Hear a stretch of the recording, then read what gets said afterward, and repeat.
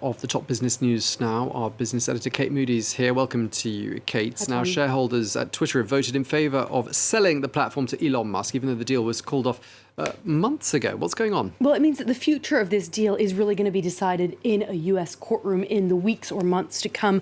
That's because shareholders have said that they are willing to approve that $44 billion deal.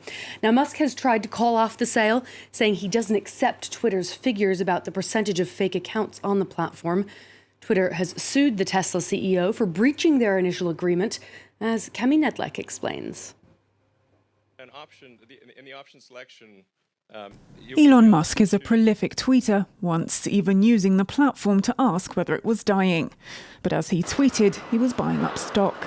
In early April, he revealed he was Twitter's biggest single shareholder, with over 9% of its total shares. He was offered and accepted a seat on the board, only to do an about-face the week after. On the 14th of April, Musk said he'd offered to buy Twitter, vowing to unlock Twitter's potential and turn it into a bastion of free speech. After initial reluctance, the board of directors backed the deal around 2 weeks later. But by July, Musk had called it off. Twitter filed a lawsuit to force the sale, which could see Musk fork out the originally agreed $54.20 per share for a total of $44 billion. That's far higher than the current trading price of around $40. Musk apparently believes that he, unlike every other party subject to Delaware contract law, is free to change his mind, trash the company, disrupt its operations, destroy stockholder value, and walk away. Musk is countersuing. He claims that Twitter misrepresented the number of bots and fake accounts on its platform in a bid to distort its value and drive up the price he'd be willing to pay for it. The Twitter versus Musk trial is scheduled for mid-October in Delaware, where Twitter is incorporated and could last up to 5 days. One of the people who could testify on Musk's behalf in that court case is a former executive turned whistleblower who's speaking to U.S. lawmakers today. Musk's lawyers have updated their case to include allegations by Peter Mudge Zatko. He's a hacker who worked as Twitter's head of security until he was fired last year. He's now attending a Senate hearing at which it was revealed that at least one Chinese spy was working at Twitter. Zatko said the company had downplayed concerns about the Chinese government being able to collect user data, and he said that executives ignored warnings about the scope of its security problems. What I discovered when I joined Twitter was that this enormously influential company was over a decade behind industry security standards.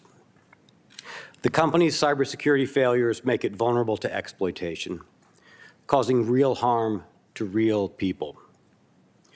And when an influential media platform can be compromised by teenagers, thieves, and spies, and the company repeatedly creates security problems on their own, this is a big deal for all of us.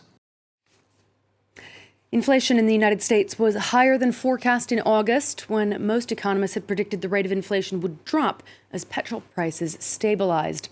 The consumer price index was 0.1% higher than the previous month.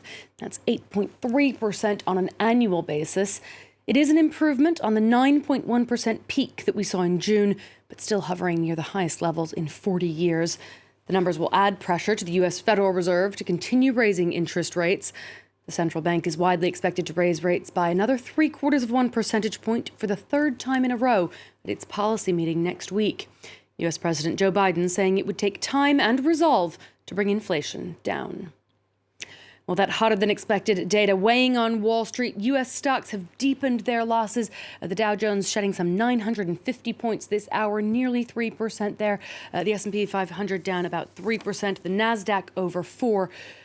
Twitter shares have turned downwards as well, down about 2.5% this hour. Earlier, we saw the major European indices creeping lower after those U.S. data were published.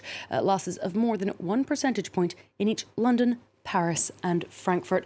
And it's a reminder, Tom, of just how much data on inflation in one country like the United States really ripples around the world, because investors everywhere are worried about the impact it will have on them as well. Okay, well, thank you very much indeed for that. Our business editor, Kate Moody, thank you very much indeed.